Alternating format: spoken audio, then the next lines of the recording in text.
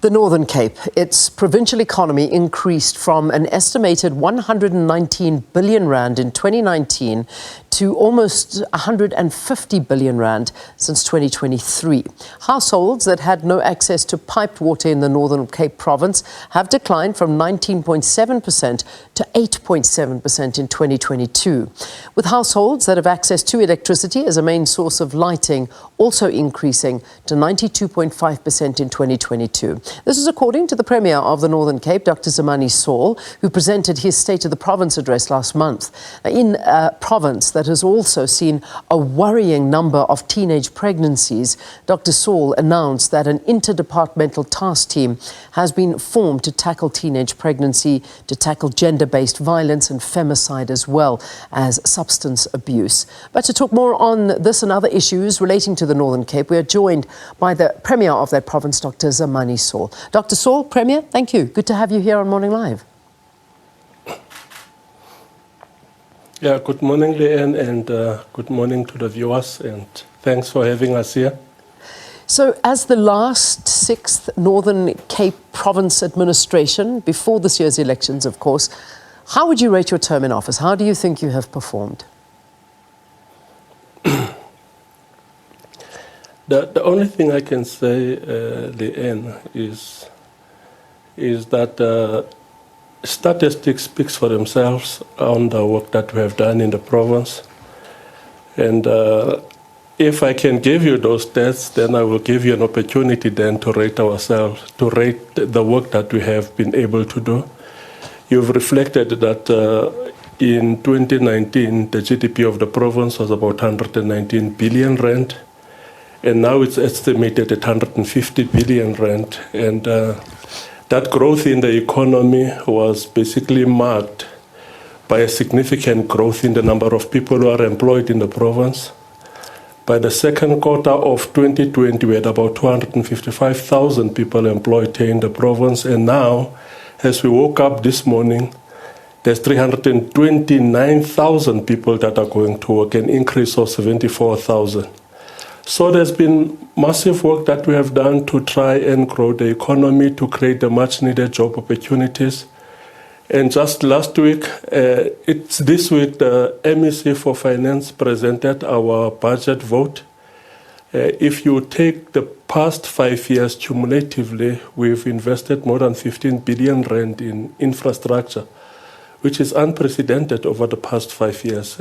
Infrastructure in building of schools, in building of clinics, and building of roads, building of libraries right across the province. So the investment that we've done, the infrastructure investment that we have done, has also ensured that there is increased access to education, increased access to our public health facilities and all of that. But I think also very important, I must mention there, for the first time this year, we had more than 300,000 learners at our schools. Where we are standing now, we've got about 310,000 learners in our public schools, which is a massive increase, which speaks to what Stats SA have told us with Census 2022, that there's a significant decrease of the number of people in the Northern Cape who don't have any experience of schooling. From 22%, now it's 6%.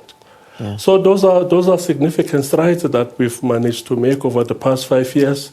And we are very proud of the work that we have done. Yeah, certainly. Obviously, one of the provinces, I mean, still plagued with many issues. We do know this, but you know, it is something to applaud if we are seeing that there is a bit of growth happening in that province. Because if we do look at the numbers, and this is what we're doing at the moment, is looking at the numbers. I mean, during your State of the Province address, you announced that the province's economy is standing at 148 billion rand, approximately, as of 2023. So perhaps you want to dig a little bit into what you believe is behind this growth, and that's in contrast to where it was sitting just a couple of years ago, and quite a big jump in that. There's basically 3 sectors that have made a major contribution to our GDP growth in the Northern Cape. The first sector is the investment in the mining sector. As you know, that the Northern Cape, we've got a beautiful earth here, and we've got more than 65 minerals. And the Council of Geoscience is still doing massive exploration here in the Northern Cape, and they firmly believe that the next 100 years of mining are in the Northern Cape. And the second sector that contributed massively is renewable energy. In the investment summits that the President convened, the 3 different investment summits that the President convened to galvanize investment of about 1.2 trillion in the country, 70 billion rand of that were investments that were made in the province, and particularly in the renewable sector. So there's massive investment in the renewable sector, and currently we are also positioning ourselves as the hub for green hydrogen, and I'm certain you know of the plans which are in place. Our partner that have joined us, Sasol, massive amount of work we are doing in that front. But number 3, the third sector that have contributed as well is agriculture. We've experienced over the past 3 years about 5 billion rand investment, new investment in the agricultural sector. So these are the 3 major sectors which are the drivers for economic growth in the Northern Cape. So mining, obviously, as you've been mentioning, one of the province's main sectors. So this energy crisis is certainly a massive one. It's impacting everything. I know you talk about future plans ahead of this in green energy, and I mean the Northern Cape is a prime location to look into these kind of developments that can assist the rest of the country. But also there are mining companies that are working there, and many mining companies are reporting that they are going to be retrenching staff and there are going to be job cuts. But let's focus in on the mining sector in the Northern Cape and where it's standing at the moment in terms of letting people go or perhaps growing and creating jobs in different sectors. Mining is a very critical sector in the Northern Cape, and currently it's contributing about 24% of the gross domestic product of the Northern Cape. So what that means is for each and every rand that circulates in the Northern Cape, 24 cents is coming from the mining sector. It actually tells you that it's one of it's the biggest contributor to the gross domestic product. And they've been sitting with a number of problems, and we've been engaging with different CEOs of the different mines here in the province. One of the biggest challenges that they are sitting with is the rail capacity to take what they are producing in the mines to the port. And we've also had extensive engagements with Transnet, and as well as we took this matter to the President, that if we don't increase the rail capacity, that creates major problems for the mining sector in the province. I'm certain you know that we are mining manganese, we are mining iron ore, copper, and zinc here in the Northern Cape, and they need to be transported. But because of the limited capacity in the rail network, most of your small miners are using trucks. As I'm talking to you now, there's about 2,500 trucks on our roads. You can't have manganese, you can't have iron ore, copper, and zinc on the roads, because what they are actually doing is to destroy our road infrastructure. We can't keep up with maintenance of our roads simply because of that. We raised this matter with Transnet on several occasions, raised with the President, and I think they are, for the first time now, they are really paying serious attention to it. One can only hope, because at the end of the day, I mean, we can talk at certain issues, and we are seeing things growing in the province, which is great and very positive news. But when we dig a little bit deeper, it's access to basic services that are something that is somewhat alarming.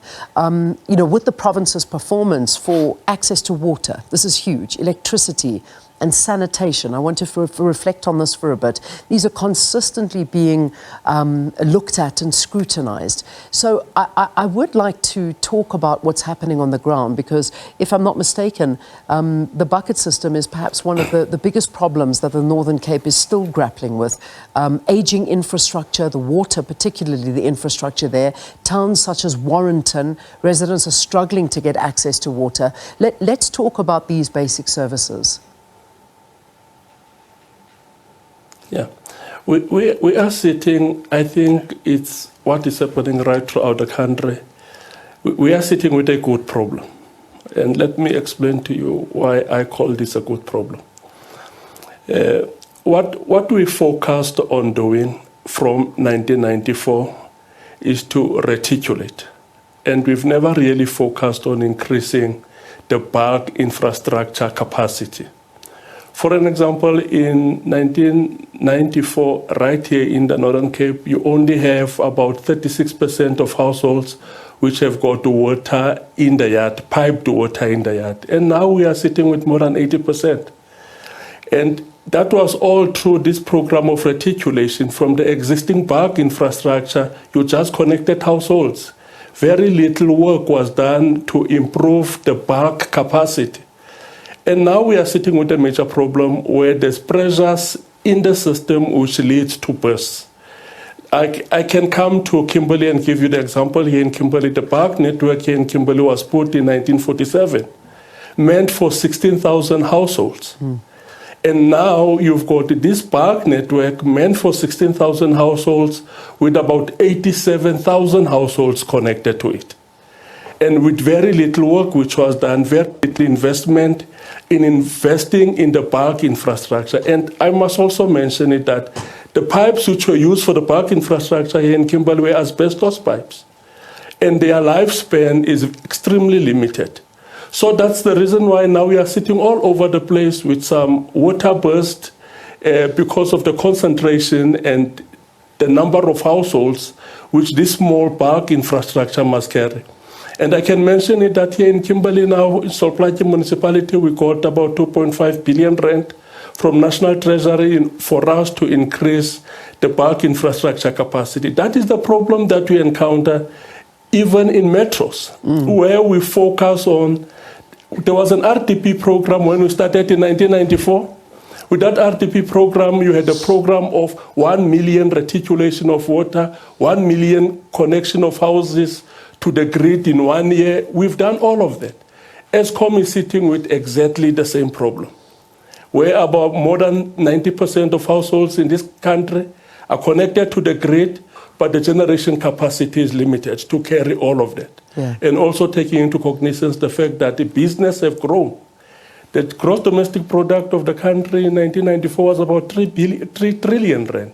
Now it's close to 8 trillion rand, which means there's been massive investment in business. And that must be carried by the same generation capacity, and you are bound to sit with problems. Yeah. Those are problems that we are sitting with, good problems which are as a result of us extending services to the poorest of the poor, the previously disadvantaged communities. But those problems need decisive leadership in order for us to resolve them. They certainly do. I know that one of the issues I think to just touch on slightly is the whole the bucket toilet, and that is a big thing, because we do note that I think it was at the end of last year that you allocated 120 million rand for the eradication of 540 bucket toilets in Campbell. These were overpriced, according to opposition parties, obviously, sitting at about 220,000 rand per eradication of a single unit. Whatever happened with this? And there's also reports of a lot of underspending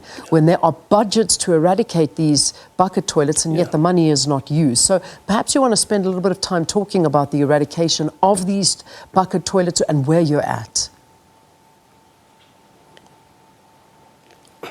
I just need to explain it, and I tried to explain it when the opposition parties raised issues, and since I've explained it, opposition parties are quiet about it. Campbell is a rural town.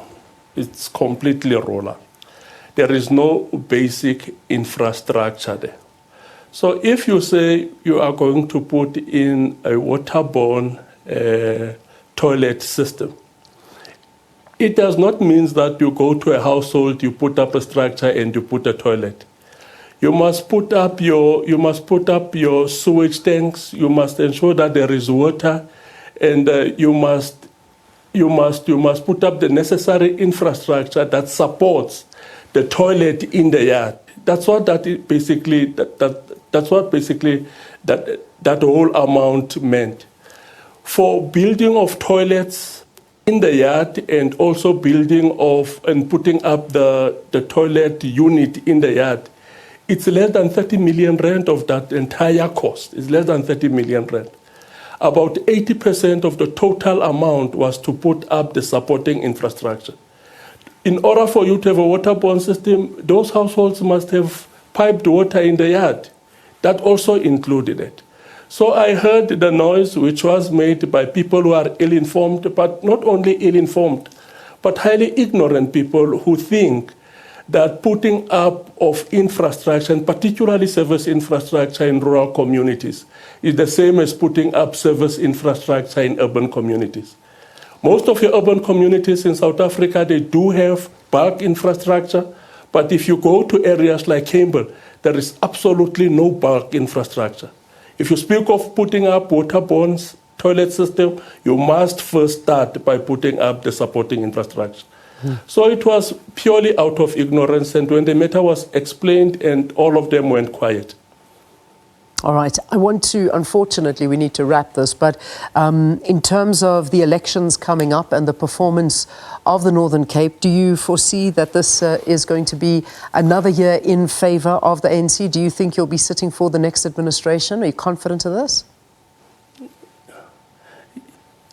Yes, definitely. We are overtly confident, very confident that we are going to win these elections. And all of this is due to the work that we have done.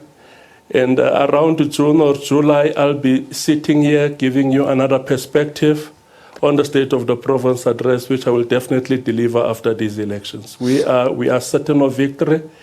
And one of the things that is to our benefits is the fact that in South Africa now, as I'm talking to you, opposition is in complete disarray. They don't have any convincing and coherent narrative. Almost each and every day there's a pop-up of a new opposition party, which actually attests to the fact that opposition does not know what they are doing. These elections, 2024 elections, is actually the African National Congress 2004 elections.